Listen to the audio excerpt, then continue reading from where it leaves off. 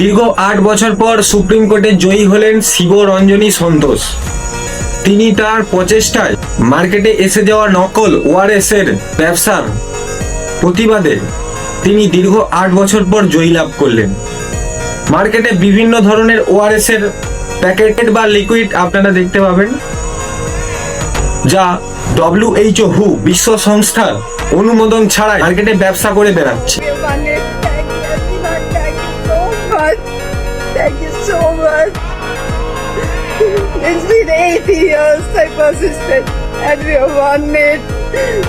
No high sugar drink can have ORS on its label anymore.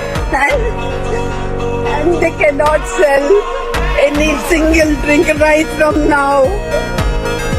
Specific ORS এর packet বা liquid মার্কেটে কিনবেন যাতে WHO এই চিহ্নটি আছে।